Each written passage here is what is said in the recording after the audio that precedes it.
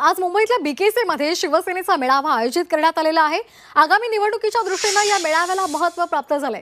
या मेळाव्यातून एकनाथ शिंदे निवडणुकीचा रणशिंग फुंकणार असल्याची चर्चा आहे। विजयी मेळाव्याला उपमुख्यमंत्री एकनाथ शिंदे संबोधित करतील। विजयी आमदारांचा यावेळेला सत्कार सोहळा आयोजित करण्यात आलाय।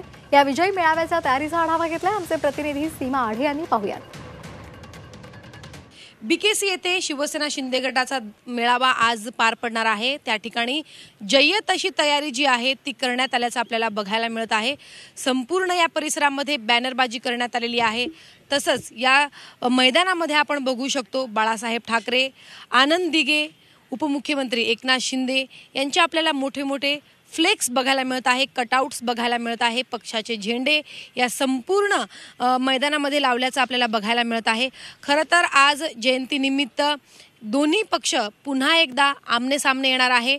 दोन्ही नेते हे पुन्हा एकदा एकमेकांवरती टीका करण्याची एकही संधी सोडणार नाही।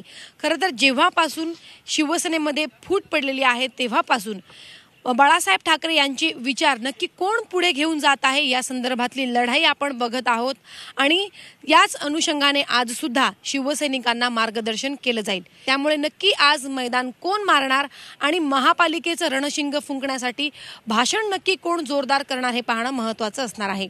व्हिडिओ जर्नलिस्ट नरसिंगसह सीमा आढे, झी 24 तास, मुंबई।